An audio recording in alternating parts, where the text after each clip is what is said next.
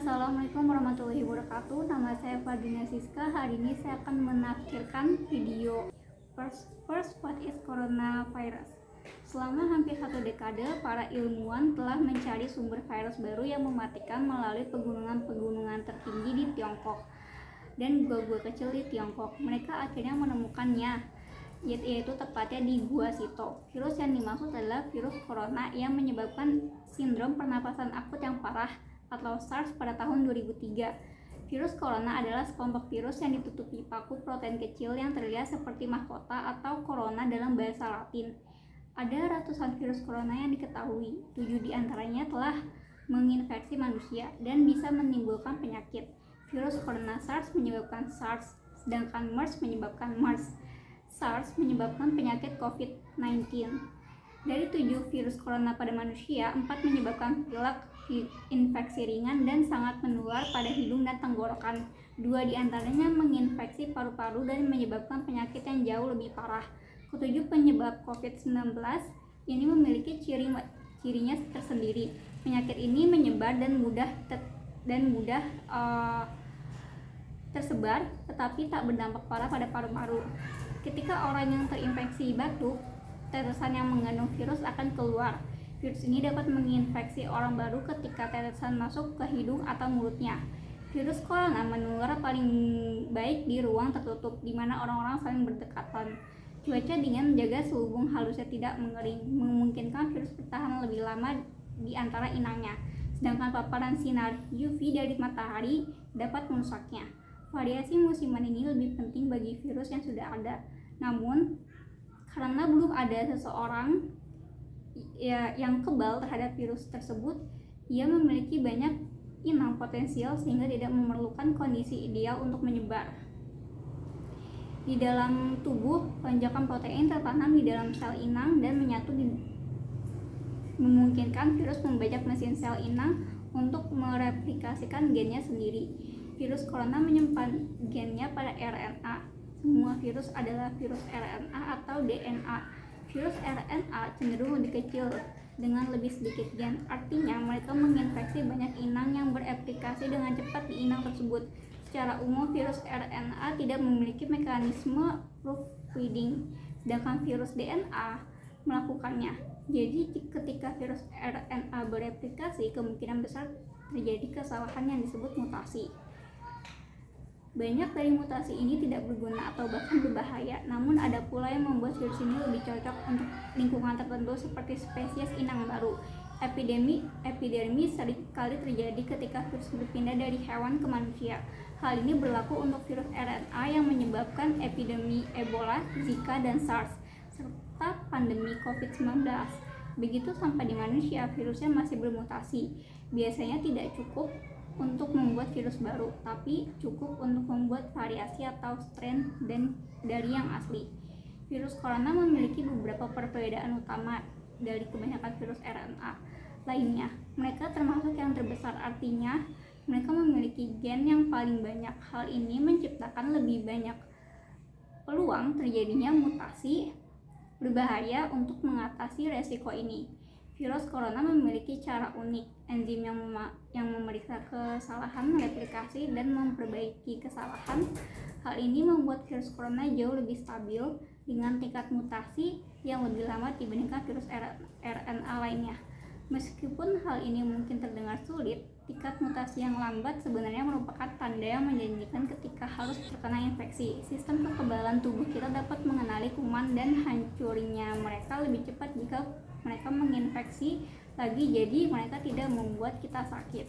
Namun mutasi dapat membuat virus corona dikenali oleh sistem kekebalan tubuh, dan karena itu lebih sulit untuk dilawan. Hal ini juga dapat membuat obat antivirus dan vaksin menjadi kurang efektif karena mereka dirancang secara khusus untuk virus. Itu sebabnya kita memerlukan vaksin flu baru setiap tahun. Virus influenza bermutasi begitu cepat sehingga jenis virus baru terus bermunculan.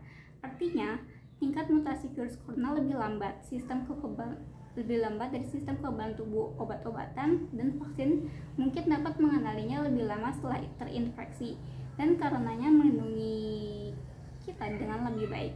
Namun, kita tidak tahu berapa lama tubuh kita tetap kebal terhadap berbagai virus corona. Belum pernah ada pengobatan atau vaksin yang disetujui untuk virus corona. Kami belum fokus pada pengobatan yang menyebabkan pilek, dan meskipun para ilmuwan mulai mengembangkan pengobatan untuk SARS dan MERS, epidemi berakhir sebelum pengobatan tersebut menyelesaikan uji klinis. Ketika kita terus merambah habitat hewan lain, beberapa ilmuwan mengatakan virus corona baru yang menular ke manusia tidak bisa dihindari. Namun jika kita memiliki hal-hal tersebut, hal ini tidak mungkin dapat menemukan virusnya. Lalu video kedua, berapa banyak dari Anda yang bisa berbicara lebih dari satu bahasa? Sekarang angkat tangan jika Anda berbicara lebih dari 2 bahasa. Dan bagaimana dengan yang 3 bahasa? Sangat mengesankan. Tapi tahukah Anda bahwa sebenarnya Anda bisa dengan mudah mempelajari 25 bahasa? Itu benar, ini adalah fenomena alamiah manusia di mana setiap anak normal yang lahir dimanapun di dunia ini mampu mempelajari bahasa apapun yang ia kenal. Dan tahukah Anda bahwa bahasa-bahasa yang dipelajari anak-anak sebelum usia 7 tahun yang juga dikenal sebagai periode usia kritis adalah satu-satunya bahasa yang akan ia pelajari di kemudian hari? Leonard Bloomfield mengatakan bahwa penguasaan suatu bahasa tidak diragukan lagi merupakan prestasi intelektual terbesar yang harus dilakukan oleh siapapun di antara kita. Jadi, saya bertanya pada diri sendiri, berapa banyak orang lain yang tergabung dalam program belajar bahasa asing ini? Mengapa kita belajar bahasa? Pada awal kita semua belajar bahasa karena terpaksa. Sebagai manusia, kita dirancang untuk belajar bahasa sama seperti kita dirancang untuk berjalan, tidak ada cara untuk mencegahnya. Namun ada sebagian dari kita yang melakukannya untuk bersenang-senang. Kita melalui perjuangan, kita berusaha, selalu merasa bersalah, tapi kita menyukainya karena imbalannya begitu besar. Sungguh luar biasa. Berbicara dalam bahasa lain, membawa kemanapun Anda pergi, berpergian dan berkomunikasi dengan orang-orang dalam bahasa ibu, mereka membuat percakapan menjadi lebih pribadi, dan Anda benar-benar tidak dapat menikmati hidup Anda lebih banyak karena ini memberi Anda kesempatan untuk memahami lebih banyak musik, film, permainan dari seluruh dunia. Jadi saya ingin mengajukan pertanyaan lain kepada Anda semua, dan saya ingin Anda semua memikirkan hal ini. Jika kita mulai memanfaatkan kemampuan luar biasa yang dimiliki anak-anak untuk belajar bahasa dan banyaknya alat pembelajaran bahasa gratis yang kita miliki di perangkat kita saat ini, bisakah kita dengan mengurangi hambatan bahasa, mengurangi hambatan lainnya dalam masyarakat? Hal ini membuat saya bertanya pertanyaan lain, apa sebenarnya kendala bahasa dan apa fungsinya? Saya tahu apa yang dipikirkan sebagian dari Anda. Anda berada di meja makan dan Anda berada di antara ibu Anda yang orang Rusia atau pacar Amerika Anda yang cantik. Dan Anda menyadari bahwa Anda baru saja memperkerjakan diri Anda sebagai penerjemah. Jadi Anda harus menghabiskan sepanjang malam mendengarkan semuanya sebanyak 3 kali. Dan meskipun Anda berpikir bahwa Anda dapat berbicara bahasa Inggris atau Rusia dengan sempurna, Anda mulai merasa bingung dan frustasi. Dan Anda berusaha untuk sendirian selama beberapa waktu untuk berpikir dalam bahasa apapun yang Anda pilih untuk berpikir. Namun masih banyak lagi kendala bahasa yang saya ingin Anda ketahui. Pernahkah Anda mendengar tentang realitas linguistik? Realitas linguistik adalah bidang yang menanyakan pertanyaan tentang hubungan antara bahasa, persepsi, dan pemikiran. Teori ini intinya disebut teori deterministik. Terbukti secara ilmiah dan menyatakan bahwa bahasa yang Anda gunakan membentuk cara Anda berpikir dan mempengaruhi perilaku Anda. Bapak realitas linguistik Benjamin Wolf dan Edward Sapir mengatakan bahwa jika sebuah kata tidak ada dalam bahasa Anda tidak akan mengetahui konsep di balik kata tersebut. Sekarang menurutku orang-orang itu bisa saja sedikit ekstrim dalam teorinya. Menurut saya, jika sebuah kata tidak ada dalam bahasa Anda, kecil kemungkinan Anda akan mengenal konsep tersebut. Salah satu teman saya di sini di Israel, seorang penutur asli bahasa Jerman, pernah bercerita kepada saya tentang bagaimana bahasa Inggris mengubah cara berpikirnya tentang cinta. Dia mengatakan kepada saya bahwa dia masih ingat pertama kalinya dia mendengar istilah jatuh cinta, dan dia terkejut dengan penggunaan bahasa tersebut karena dia tidak pernah berpikir bahwa jatuh cinta adalah sesuatu yang terjadi secara tiba-tiba dan dramatis. Dan dia membayangkan seorang yang benar-benar jatuh dan dia bisa merasakannya, dan kemudian dia tahu bahwa suatu saat dia akan mengalami jatuh cinta dan bukan sekadar menjadi cinta. Selain itu, dalam bahasa tubuh kita menemukan perbedaan menarik antar bahasa. Dalam bahasa Ibrani artinya menunggu, namun ini merupakan penghinaan besar di Italia, dan saya ingin Anda semua mengetahuinya dan mengetahuinya. Dan perbedaan paling nyata dalam bahasa yang mempengaruhi pemikiran dan perilaku kita adalah pada kosakata. Sebuah eksperimen ilmiah dalam relativitas linguistik menunjukkan bagaimana asosiasi gender berdampak pada persepsi masyarakat. Penelitian ini menggunakan kata kunci yang dalam bahasa Jerman merupakan kata maskulin dan dalam bahasa Spanyol bersifat feminim. Jadi subjek diminta untuk menemukan kata-kata untuk menggambarkan suatu kunci. Dan penutur bahasa Jerman menggunakan kata-kata seperti berat, tahan lama, kuat, berguna, logam. Tapi penutur bahasa Spanyol memilih kata seperti emas, indah, kecil, halus, dan mengkilap untuk menggambarkan kata yang sama, yaitu kunci. Perbedaan menarik lainnya yang kami temukan di antara bahasa-bahasa adalah persepsi kebenarannya. Saya membaca penelitian John Mill di Universitas Haifa bahwa kebenaran dalam bahasa Inggris dan sebagian besar bahasa Eropa saat ini didasarkan pada prestis. Jadi perkembangan bahasa-bahasa tersebut sebenarnya mengikuti tren para penuturnya yang paling elit. Namun bahasa lain memandang kebenaran dengan cara yang jauh berbeda. Bahasa seperti Arab, Ibrani, dan Islandia didasari pada referensi tekstual. Jadi jika sebuah kata muncul dalam sebuah teks dalam bahasa Arab yang berdasarkan Al-Quran dan bahasa Ibrani berdasarkan Taurat, misalnya jika ada kata atau tata bahasa yang muncul dalam teks ini maka itu benar, dan jika tidak maka itu tidak benar. Untuk bahasa-bahasa ini tidak ada hubungannya antara kebenaran dan prestis, dan ada banyak sekali kata dalam bahasa yang tidak muncul di dalam bahasa lain seperti stem dalam bahasa Ibrani yang diterjemahkan ke dalam bahasa Inggris seperti just kidding, tapi sebenarnya tidak. Itu adalah kata yang unik untuk dibiarkan seseorang tahu kamu tidak serius. Dan kolomos pas adalah cara untuk mengucapkan mimpi indah dalam bahasa Ibrani, tapi sebenarnya diterjemahkan secara langsung sebagai mimpi emas. Dan ada sebuah kata dalam bahasa Jerman yang saya suka bernama Vermweh yang dalam kamus diterjemahkan sebagai kaki gatal dan merupakan kebalikan dari rindu kampung halaman. Ini menggambarkan perasaan bahwa Anda perlu melakukan perjalanan. Jadi ketika teman Jerman saya mengajari saya kata ini, saya berpikir wow, betapa aku berharap kata ini ada dalam bahasaku. Dan saya bertanya, jika kami menggunakan kata seperti itu, bagaimana pengalaman saya merasakan menjadi satu-satunya di keluarga saya memiliki keinginan kuat untuk melihat dunia yang dalam berbeda. Jadi beberapa minggu yang lalu setelah saya mengikuti audisi untuk tampil di panggung TEDx, saya menghubungi profesor psikologi saya di New York dan menanyakan pendapatnya tentang relativitas linguistik dan apa yang dia kata menjelaskan kisah teman saya dan dalam hal psikologi dan ingatan apa yang terjadi ketika dia mempelajari istilah baru tentang cinta.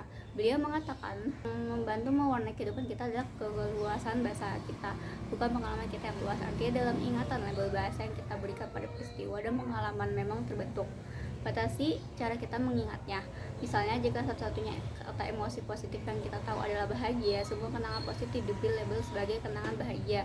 Dan jika mereka semua cocok dengan potok bahagia tersebut, maka ciri-ciri bersama mereka yang membuat mereka diberi label bahagia akan diperkuat dan kadang-kadang diperkuat dengan mengorbankan perbedaan-perbedaan mereka untuk memungkinkan akses yang lebih baik. Hal ini karena pikiran Anda mengkategorikan segala sesuatu dengan label bahasa, sehingga dapat menjangkau ingatan Anda secepat mungkin. Dan semua yang Anda katakan dan lakukan, setiap keputusan yang Anda buat, setiap ucapan yang Anda lakukan hanya konsekuensi dari beberapa kenangan. Jadi dengan kata lain, kemampuan Anda secara keseluruhan untuk mengakses ingatan Anda sebenarnya berhubungan langsung dengan luasnya dan pengetahuan kosakata Anda, karena bahasa kita terus berubah, hambatan bahasa pun semakin besar. Jadi bagaimana menurut kalian semua jika kita mulai memanfaatkan kemampuan luar biasa anak-anak dalam belajar bahasa dan banyaknya alat gratis yang kita miliki untuk belajar bahasa saat ini? Dapatkah kita mengurangi hambatan bahasa juga mengurangi hambatan lainnya dalam masyarakat? Jawabannya bagi saya sangat jelas. Dalam menekankan pembelajaran bahasa asing di komunitas, Anda dapat memanfaatkan peluang untuk membalikkan kesenjangan dalam cara kita berpikir dan berperilaku. Ada begitu banyak masalah di masyarakat saat ini yang berbasis pemikiran seperti rasisme, kejahatan rasial, intimidasi. Jadi dengan menambahkan pengetahuan bahasa, kita bisa mengatasi perbedaan-perbedaan tersebut. Juga dengan menyediakan lebih banyak program multibahasa untuk anak-anak, tentu saja karena pada periode usia kritis sebelum usia 7 tahun kita mempunyai kesempatan ini. Jadi salah satu program yang ada di Java disebut Kebun Anak-anak Abraham, didirikan oleh seorang pria Palestina dan seorang wanita Yahudi yang sudah menikah, dan mereka telah mendirikan 3 taman kanak-kanak yang mengajari bahasa Arab dan Ibrani dan merayakan hari raya kedua budaya tersebut. Jadi program seperti ini menggunakan pendidikan bilingual untuk mempromosikan perdamaian dan hidup berdampingan dengan cara yang bersifat kemanusiaan dan non-politik. Dan ini sangat efektif karena bahasa kita adalah bagian besar dari identitas kita.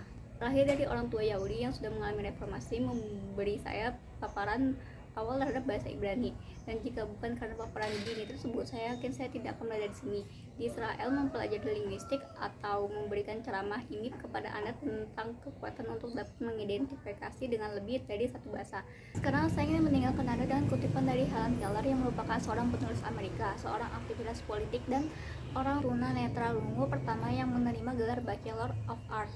Tiba-tiba saya merasakan kesadaran terkabut akan sesuatu, terlupakan sensasi memikirkan kembali, dan entah bagaimana misteri bahasa terungkap kepada saya.